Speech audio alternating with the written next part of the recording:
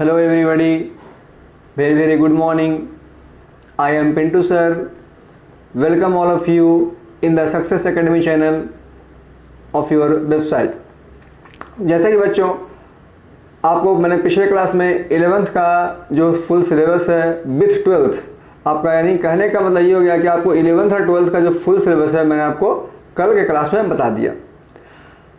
अब स्टार्टिंग यहाँ से ये करना है कि 11th में कौन कौन से पार्ट्स को पढ़ना है और कौन कौन से पार्ट्स को 12th में पढ़ना है। हालांकि ओवरऑल देखा जाए तो सारा सिलेबस जो है आपको 2 साल में ख़त्म करने होते हैं। हालांकि रेनबो जो पार्ट 1 है वो 11th का पार्ट है, लेकिन उसमें क्वेश्चन पूछा नहीं जाता है, इसलिए उसको पढ़ाना भी सही नहीं होता है। तो चलिए आज से मैं आप लोगों को 11th के अनुसार कुछ ऐसे टॉपिक्स बताने जा रहा हूँ जो आपको काफ़ी यूजफुल होगा। मैंने आपको पिछले सिलेबस में समझाया था कि आपको पूरे 2 साल के सिलेबस में, 2 साल के पूरे सिलेबस में आपको English literature it means books और प्लस ग्रामर दोनों पढ़ना होता है। तो चलिए मैं आपको एक नई जानकारी देता हूं और उसके बाद वहाँ से आपका क्लास स्टार्ट करता हूं। तो सबसे पहले आप देखें 11th के लेक्चर नंबर 2 में, ओके 11th क्लास का लेक्चर नंबर 2। यहाँ करना क्या होता है जरा आप समझ लें। पहले सबसे पहले तो आपको मैं बताया था सिलेबस के अनुसार कि आपके 2 पार्ट होते हैं, एक होता है बुक और दूसरा होता है ग्रामर। तो चलिए मैं लिटरेचर 2 के अनुसार सबसे पहले चर्चा करता हूँ आपका बुक्स का। आपके बुक्स में मैंने बताया था कि रेनबो पार्ट 2 और स्टोरी ऑफ इंग्लिश दोनों पढ़ने होते हैं। तो चलिए इस बुक्स के अनुसार मैं अगर डिवाइड कर दें तो आपको बताए थे कि एक होता है पार्ट 2 जिसका नाम क्या है रेनबो, ये बात की जानकारी मैं दे चुका हूँ। और दूसरा जो आपका हो गया वो क्या हो गया, स्टोरी ऑफ इंग्लिश। ठीक है, तो यहाँ से क्या पढ़ना है, तो यहाँ से आपको 2 पार्ट पढ़ना होता है। पहला होता है प्रोज और दूसरा जो पार्ट आपका होता है वो होता है पोएट्री। बाकी स्टोरी ऑफ इंग्लिश की बात करते हैं तो वो अलग टॉपिक है। तो चलिए सबसे पहले आज से, ठीक है, आज से 11th क्लास के अनुसार मैं सबसे पहले बुक शुरू करता हूं जिसका नाम है रेनबो पार्ट 2। हालांकि बीच में मैं इसे ड्रॉप करके ग्रामर पोर्शन भी स्टार्ट करूंगा और ग्रामर का जो आपका पोर्शन होगा वो इसी सक्सेस एकेडमी चैनल पर जो 12th के साथ चल रहा है उसी चैनल पर आप देख सकते हैं। क्योंकि बच्चों बात यहाँ पर यह है कि आपको फुल सिलेबस पढ़ना है, चाहे वो 11th का चैप्टर होगा 12th का। मैं पहले आपको 11th का चैप्टर ही पढ़ाया जाएगा, तो ग्रामर में जब आपका स्टार्ट किया जाएगा तो आपको नोटिफिकेशन मिल जाएगा कि कौन कौन सा पार्ट आपका 11th के अनुसार पढ़ना है। तो चलिए आज से मैं शुरू करता हूँ आपका 11th के पहले पार्ट जिसका नाम है रेनबो पार्ट 2। रेनबो पार्ट 2 में पहला आपका हो गया प्रोज और दूसरा हो गया पोएट्री। तो सबसे पहले मैं टच करता हूँ पोएट्री पार्ट को। आपके लिए एक पोएट्री पढ़ाऊँगा, पोइट्री को समझाया जाएगा, बताया जाएगा, उसका क्या थीम्स है वो बताया जाएगा। साथ ही साथ इसमें जो आने वाले क्वेश्चंस होते हैं वो सारे क्वेश्चंस आपको यहाँ पर मौजूद होंगे, चाहे वो ऑब्जेक्टिव क्वेश्चन हो या लॉन्ग हो या समरी हो। उसके बाद जैसे ही पोइट्री खत्म होगा तो एक पोइट्री के साथ साथ जो अगला टॉपिक होगा वो एक स्टोरी होगा। यानी आपका सिलेबस इस तरह से पढ़ाया जाएगा। आप समझ लें कि पहले एक पोइट्री रेनबो पार्ट 2 किताब से, फिर उसी किताब से एक स्टोरी पढ़ाया जाएगा। और जब ये 2 पार्ट मतलब कि एक पोएट्री एक स्टोरी जब खत्म होगा उसके बाद शुरू किया जाएगा एक ग्रामर का पोर्शन। यानी आपको सारा सिलेबस साथ लेकर चलना है, पहले पोएट्री फिर स्टोरी फिर ग्रामर। उसी तरह से अगला जो टॉपिक पढ़ाएंगे तो फिर पोएट्री फिर स्टोरी फिर ग्रामर। तो चलिए यहाँ से आपका सबसे पहले तो आपका क्लास स्टार्ट होने वाला है 11th का। इसके लिए मेरी तरफ से best of luck for the all student. चलिए यहाँ से ट्राई करते हैं। यहाँ पर देखिए आपका दिया गया है लेसन 1, पोइट्री का लेसन 1 जिसका नाम दिया गया sweetest love I do not गो। ठीक है, sweetest love I do not गो। अब जरा ध्यान दें, यहाँ पर आप देख रहे होंगे अपने हेडिंग में कि हेडिंग में क्या दिया गया है कि sweetest love I do not गो। यहाँ पर गो GOE दिया है, जबकि आप जानते हैं कि गो मतलब जाना, तो GO गो होता है। तो आपके मन में लग रहा होगा कि भाई सर से यहाँ पर टाइपिंग मिस्टेक हो गया होगा या गलती से लिखा गया होगा, लेकिन ऐसी बात नहीं है। बात यहाँ पर यह है कि आपका जो दिया गया है, देखिए मैं इसको कर रहा हूँ अंडरलाइन, गो GOE, ये जो है आपका है, इसका सही अर्थ होता है गो, यानी जाना। लेकिन जो हमारे यहाँ पर दिए गए कवि हैं, उस कवि ने यानी जो यहाँ के पोएट हैं, उसने क्या किया कि जानबूझ करके अपना टोन, एक अपना एक लिरिक बनाने के लिए गो को ई लगा दिए हैं। तो क्या हो गया, गोई। तो लगता है गो, लेकिन है क्या वो, गो। तो इस पूरे चैप्टर में इस सबसे बड़ा इंपॉर्टेंट पार्ट यही है, एक थीम्स को, एक अपना कला को, एक कहता है ना कि एक लिरिक को बताने के लिए उसने बहुत सारे मीनिंग में क्या क्या है कि लास्ट में ई का प्रयोग कर दिया गया है।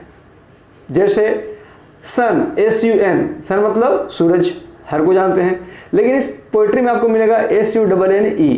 तो ऐसा ना सोचे कि मीनिंग गलत है या कोई नया मीनिंग है, ऐसी बात नहीं है, बल्कि एक अपना टोन बनाने के लिए, कविता में एक अच्छा सुर देने के लिए कवि ने अपने से क्या किया है कि ई का, यानी एक एम्फैटिक सेंटेंस ई का प्रयोग किया गया है। तो यहाँ पर आपका जो हेडिंग है वो क्या हो गया, स्वीटेस्ट लव।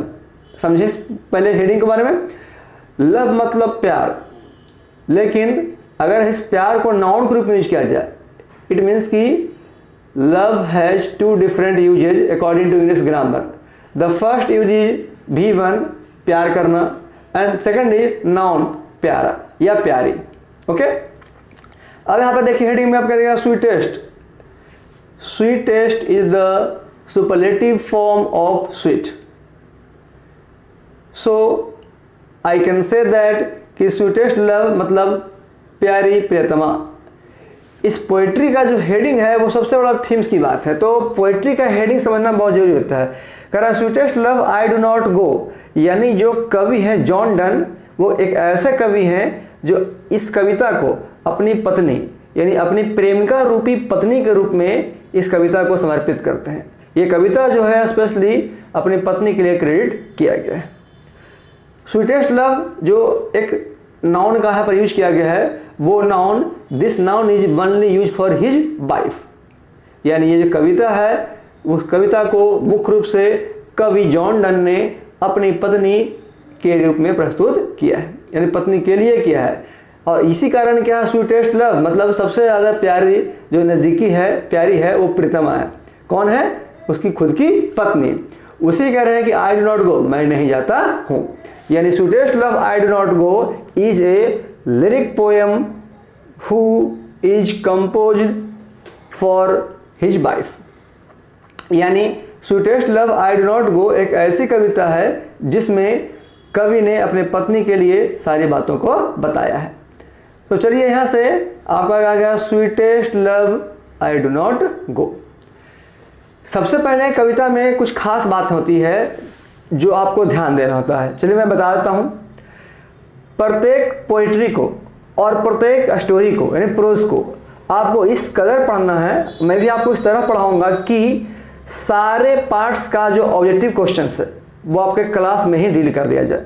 इट मीन्स कि जितना भी ऑब्जेक्टिव क्वेश्चन होता है वो फाइंड आउट कर करके आपको बता दिया जाएगा कि कहाँ कहाँ क्वेश्चन आएगा। और ऐसे तो लास्ट चैप्टर के लास्ट में मैं आपको सारा जो ऑब्जेक्टिव क्वेश्चन है वो दूंगा, क्योंकि आपको पता है कि अब का जो बोर्ड मॉडल क्वेश्चन है उसमें ऑब्जेक्टिव ही पूछता है।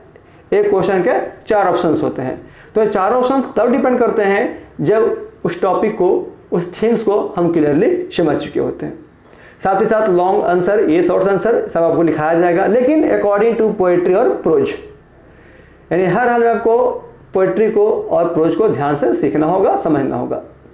तो चलिए, sweetest love I do not गो के जो राइटर हैं, जो कवि हैं, जिसका नाम है John Donne. John Donne was most popular poet.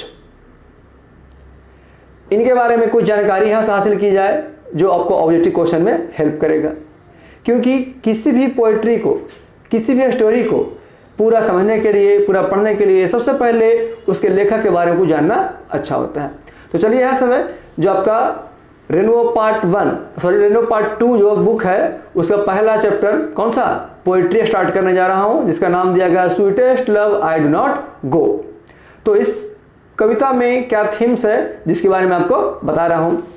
चलिए, सबसे पहले यह दिया गया है, अब देखिए जॉन डन, ध्यान दें, जॉन डन में भी आपको क्या कर रहा है, NNE, यानी इसने अपने नाम में भी क्या क्या है, कवि ने ई का प्रयोग किया है। तो ऐसे बहुत सारे आपको मीनिंग मिलेंगे जिसमें लास्ट में डबल एन ई या केवल ई का प्रयोग किया गया है, specially for creating a new themes, new lyric. करा जॉन डन, ठीक है ना, जॉन डन 1572 to 1631। करा जॉन डन जिनका जन्म, आप यहाँ देखें, करा John Donne 1572 to 1631। It means कि जॉन डन का जन्म 1572 ईस्वी को हुआ और उनकी मृत्यु 1631 ईस्वी को हुई। तो कभी कभी क्वेश्चन में यही पूछ जाता है कि in which year John Donne was died या in which year John Donne was born. तो इस डेट को आप याद कर लेंगे कि 1572 to 1630। चलिए मैं आपका जो यहाँ पर एक जो पेन का पॉइंटर है उसे मैं आपको चेंज कर दे रहा हूँ क्योंकि आपको कलर में थोड़ा दिक्कत हो रहा होगा। तो चलिए यहाँ से आपको जो पॉइंटर है उसके अनुसार मैं आपको चेंज कर दे रहा हूँ कि कलर को थोड़ा सा आपको बोल्ड दिखाई पड़ सके। तो यहाँ से आपका प्रिंटर जो है आपका हो गया चेंज। तो चलिए अब समझिए, कह रहा है कि 1572 to 1631, यानी जॉन डन जिनका जन्म 1572 को हुआ और मृत्यु 1631 को।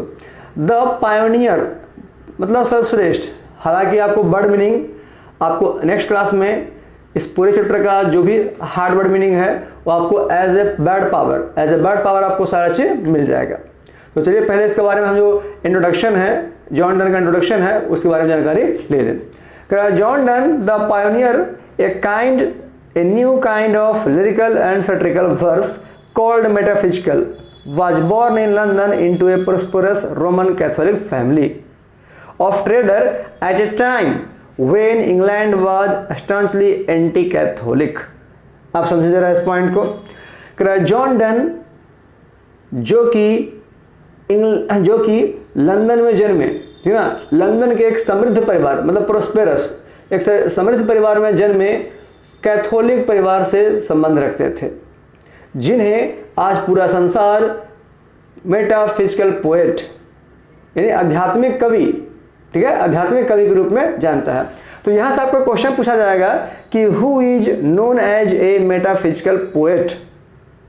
तो आप याद रखेंगे इस क्वेश्चन को, जो कि आपका क्वेश्चन VVI है और कई बार पूछ चुका है एग्जाम में OET क्वेश्चंस में कि who is known as metaphysical poet. Answer क्या बोलेंगे कि John Donne is known as a metaphysical poet. तो याद रखें कि जॉन डन जो कि एक सुर के ताल के एक ऐसे कवि थे जिन्हें मेटाफिजिकल पोएट ने आध्यात्मिक कवि के रूप में जाना जाता है, क्योंकि इनका जो कविता का थीम्स था वो आध्यात्मिक था।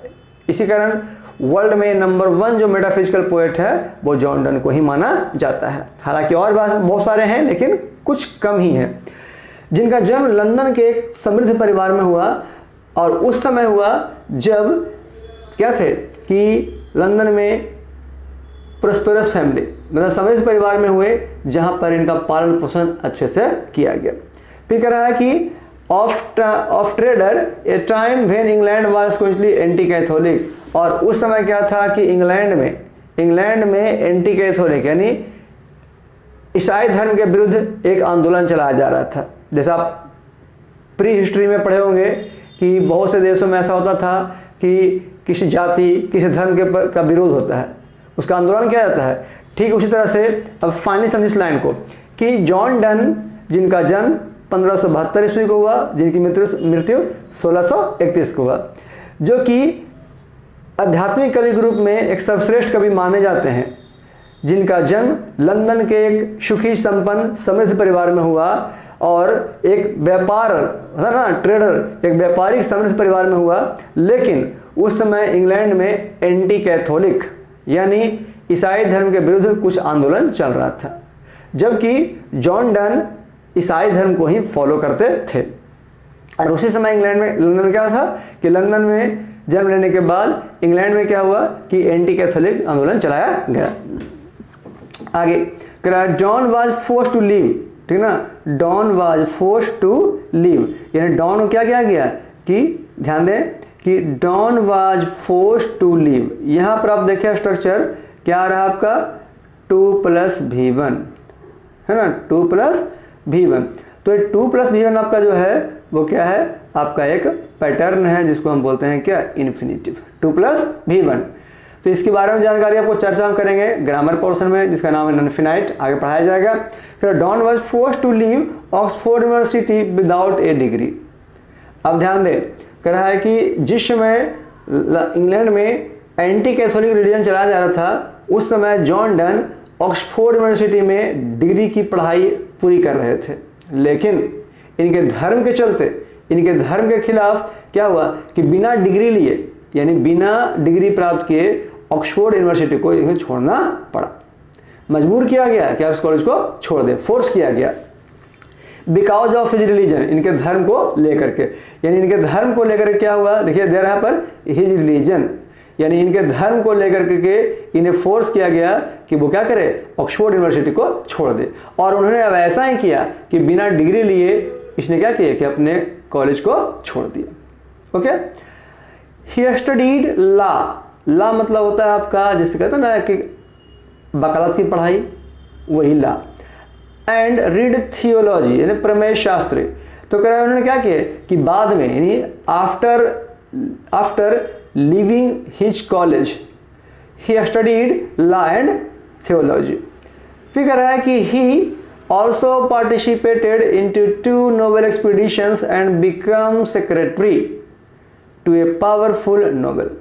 अब क्या हुआ कि जब वो कुछ बड़े हो गए तो उसने अपने खर्च पे क्या किया कि नोवेल लिखना शुरू किया, उपन्यास पता ना, उपन्यास लिखना शुरू किया और तरह तरह के अनेक नोवेल में अपना पार्टिसिपेट भी किया।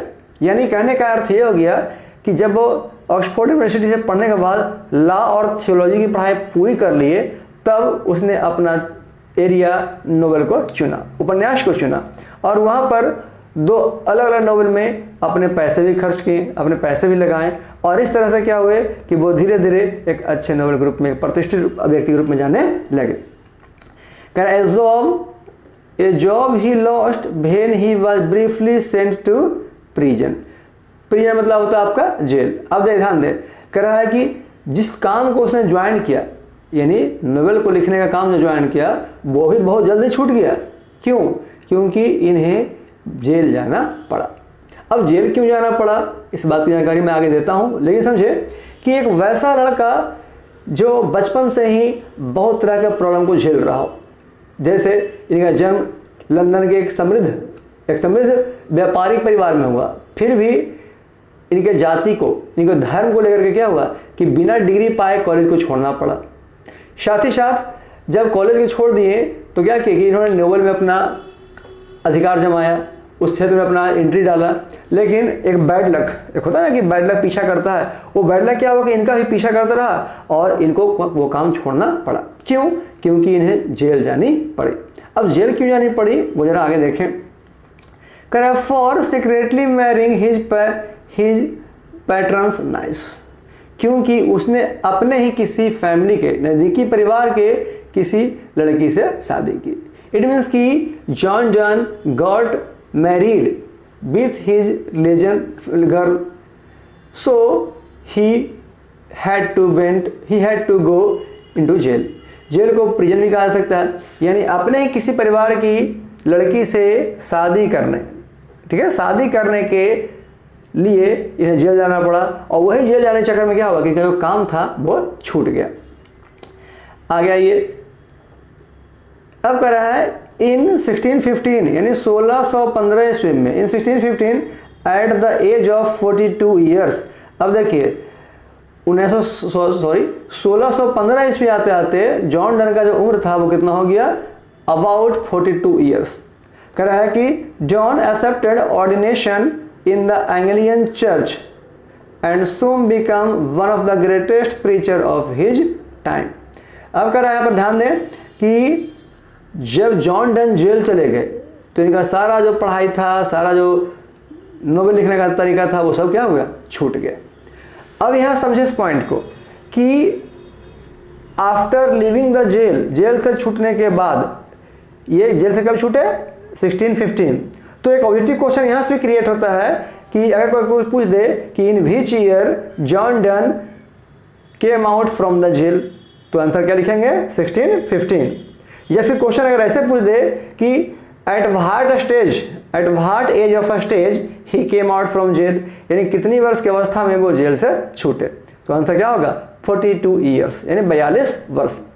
तो यहाँ क्या दे रहा है कि जॉन डन जब जेल से छूट के आए 1615 ईस्वी में, तो इनका उम्र 42 वर्ष हो चुका था। उसके बाद इसने अपने जीवन को आगे बढ़ाने के लिए, अपने डेली लाइफ को आगे करने के लिए क्या किया, एक अंग्रेज के चर्च में, जो कहते हैं गिरजाघर, एक अंग्रेज के चर्च में क्या किए, एक एज ए प्रीचर मतलब उपदेशक, उपदेश देने वाला, जैसे हम कहते हैं ना कि मंदिर में होता है पुजारी, मस्जिद में होता है मौलवी, ठीक उसी तरह से चर्च में होता है ना गॉड, पादरी, उसे क्या किया एज ए प्रीचर उसने जॉब ज्वाइन कर लिया। और बहुत ही कम समय में वो क्या हुए कि लंदन के सबसे अच्छे, उस समय के सबसे अच्छे प्रीचर माने जाने लगे। यानी एक होता है इस तरह से बात कि चलो भाई काफ़ी लंबे समय से इंसान कष्ट झेल रहा हो, और कष्ट के बाद क्या होता है कि एक नया सवेरा होता है। वही बात हुआ जॉन डन साहब के साथ। वो जब जेल से छूट के आए तो क्या हुए कि चर्च में एज ए प्रीचर काम ज्वाइन कर लिए, और बहुत कम समय में उस समय के एक अच्छे बहुत पॉपुलर प्रीचर के रूप में जाने लगे, यानी उनका नाम एक अच्छे प्रीचर के रूप में आने लगा। तो यहाँ से क्वेश्चन ये भी बनता है कि who was the greatest preacher of his time, answer क्या लिखेंगे जॉन डन। ओके, तो अब तक आपने देखा कि कुछ खास क्वेश्चन आपको फाइंड आउट करना होता है। तो ये सारे क्वेश्चन मैं आपको लिखवाऊंगा, या उसका नोट्स मैं आपको दूंगा, या पीडीएफ फाइल दूंगा, लेकिन फिलहाल अभी आप जॉन डन का इंट्रोडक्शन समझे, तब जाके आपको पोइट्री समझ में आएगी। अब कर रहा है इन लव लिरिसिज्म।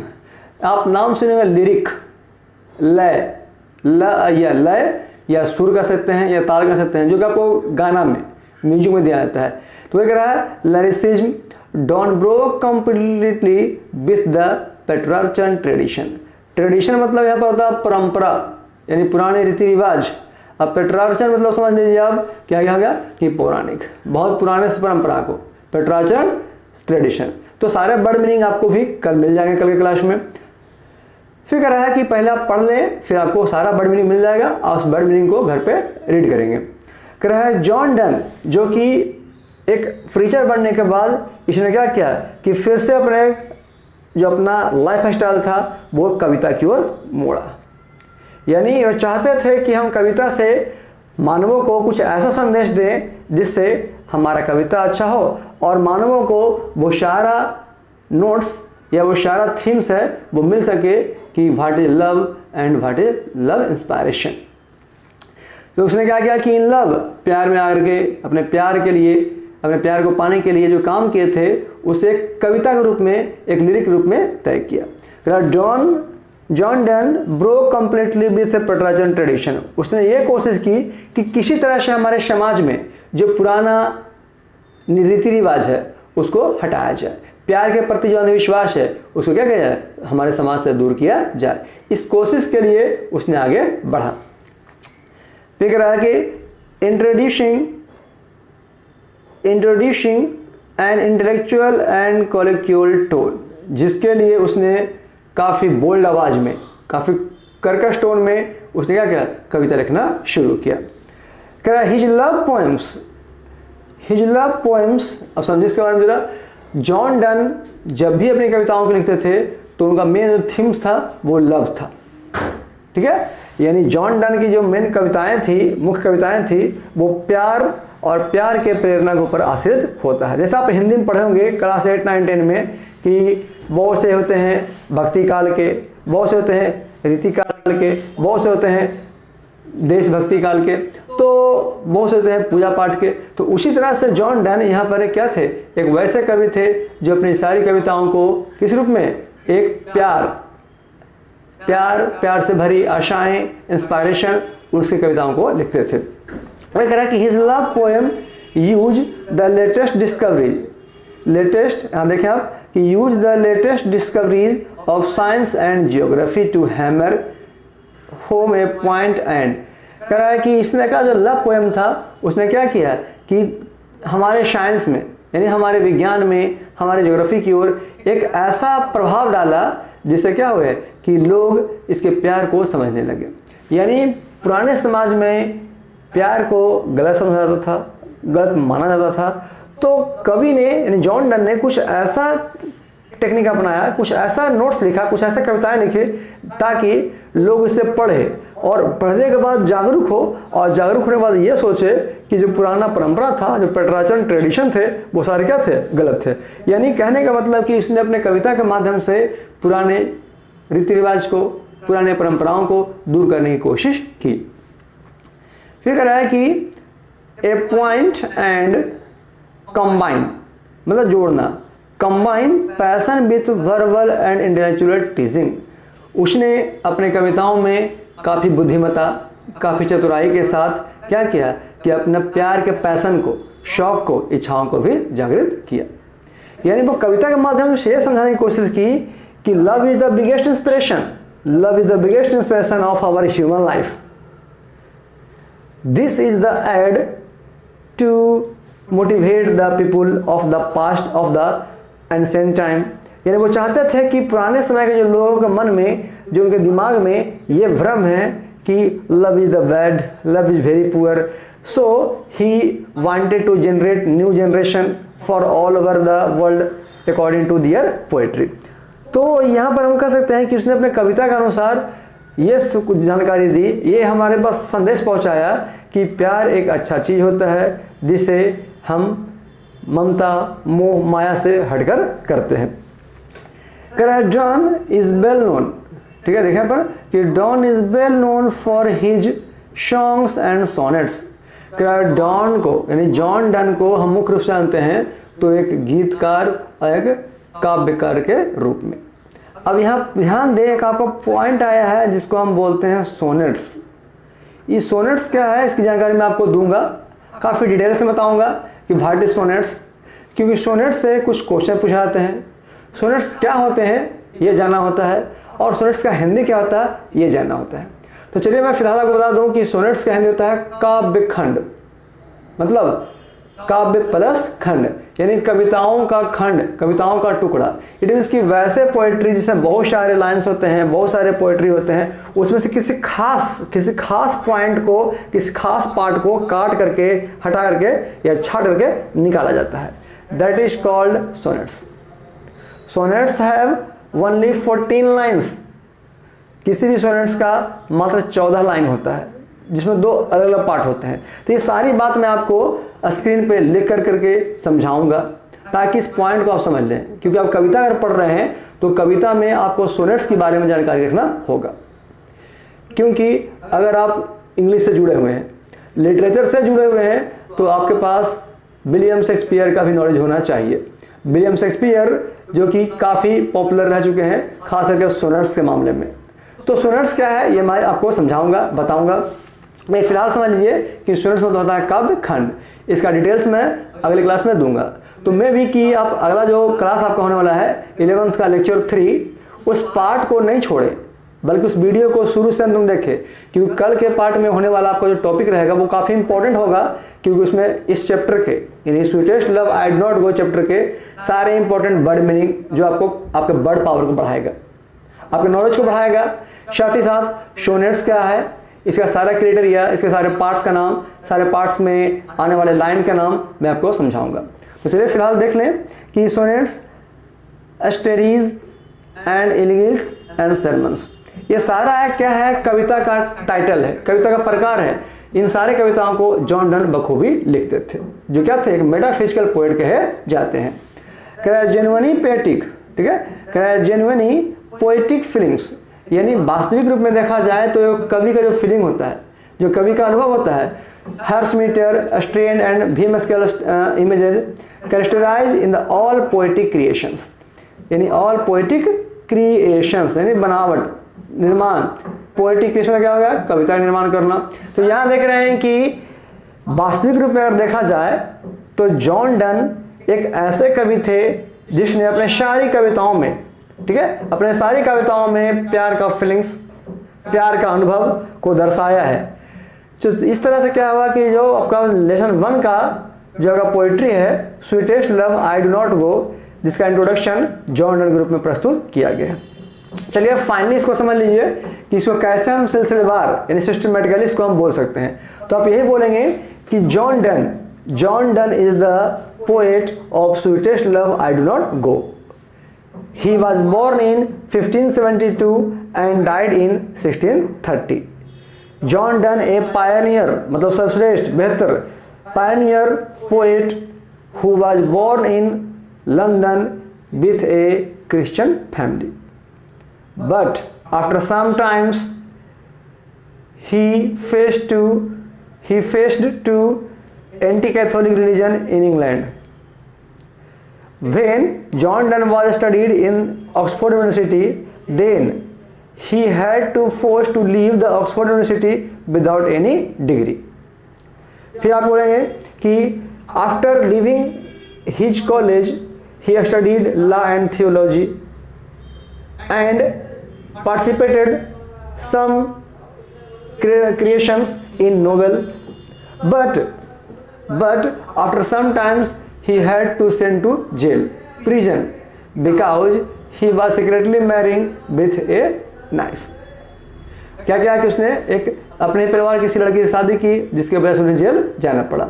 फिर यहाँ से क्या बोलेंगे हम कि after living the jail in 1615 at the age of 42, यानी जब जेल से छूटे 1615 में, तो उस समय जॉन डन की जो उम्र थी वो लगभग 42 वर्ष हो चुकी थी।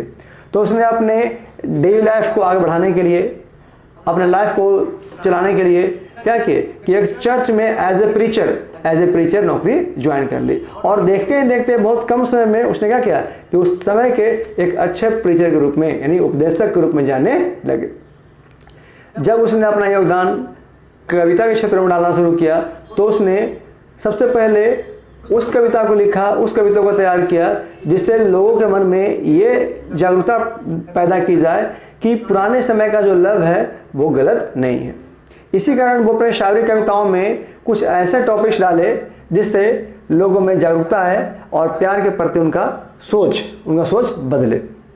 साथ ही साथ कहते हैं कि जॉन डन अपने कविता के माध्यम से ये चाहते थे कि हमारे समाज से जो पुरानी परंपरा है, जो पुरानी रीति है, उसको हटाया जाए, प्यार के प्रति लोगों का विश्वास भरोसा बढ़ाया जाए। साथ ही साथ इसने जितने भी पोइट्री लिखे उसमें सॉन्ग्स, सोनेट्स, अस्टेरीज और सर्मन्स जैसे सॉन्ग आते थे। साथ ही साथ हम ये कह सकते हैं कि जॉन डन जिन्होंने कभी भी अपने कविताओं में एक वास्तविक फीलिंग्स को प्रस्तुत करने की कोशिश हमेशा की, क्योंकि ये एक ऐसे कवि थे जिसे हम मेटाफिजिकल पोएट के रूप में जानते हैं। तो इस तरह से क्या है कि आपको line to line, step by step पूरे पोएट्री को समझना होगा। तो आज के क्लास में आपका क्या हुआ कि sweetest love I do not गो के जो कवि हैं, जो पोएट हैं, कौन? John Donne. इनकी सारी जानकारी मैंने आपको दे दी। अब अगले क्लास में आपको पढ़ाना है कि जो sweetest love I do not go जो पोएट्री है वो ओनली फॉर हिज वाइफ, अपने वाइफ के लिए उसने लिखा है एज ए प्रीतम, एज ए लवर। तो एक प्यारे जो प्रीतमा है वो किस रूप में आए हैं? एक पत्नी के रूप में प्रस्तुत किया गया है। तो अगला टॉपिक में आपको यह पढ़ाया जाएगा कि इस कविता में कैसे जॉन डन ने एक पत्नी को, एक प्रेमिका रूपी पत्नी को यह समझाने की कोशिश की है कि लाइफ क्या है, लाइफ को किस तरह जीना चाहिए, लाइफ में क्या स्ट्रगल है। तो इन सारे बात की चर्चा मैं अगले क्लास में करूंगा, लेकिन फिलहाल आज का जो क्लास है बस इतना ही। आप इस थीम्स को स्क्रीन पे पॉज करके रोकें, इसको देखें और समझें। जहां दिक्कत हो वो फिर मुझे कमेंट में पूछें, क्योंकि कल का जो क्लास होने वाला है वो काफ़ी इंपॉर्टेंट होने वाला है, क्योंकि कल के क्लास में आपको 3 खास बातों से रूबरू कराना है। सबसे पहली बात कि इस चैप्टर्स में, इस पोएट्री में आने वाले सारे जो वर्ड पावर है, जो वर्ड मीनिंग है, कड़े वर्ड मीनिंग, उसको बताना है। दूसरा, अभी मैंने क्या बताया, सोनेट्स, SONNETS यानी काव्यखंड के बारे में जानकारी देना है। और तीसरा कि कल इस टॉपिक को आगे बताना है कि इस पोएट्री में क्या क्या चीज पढ़ाया गया है और कैसे से पढ़ना है। तो चलिए बच्चों, आज की क्लास तो बस इतना ही। बाकी इस क्लास का जो अगला टॉपिक है वो अगले क्लास में बताया जाएगा कि पोएट्री क्या है। जब तक के लिए that's all and thank you. इस तरह से हमारे वीडियो साथ बने रहें और हमें सब्सक्राइब करें ताकि 11th के बच्चे जो आज से क्लास शुरू हो चुका है आपका, वो सब्सक्राइब कर लें ताकि आपको हर 11th के क्लास का नोटिफिकेशन आपको जल्द से जल्द मिल जाए। जब तक के लिए best of luck and have a nice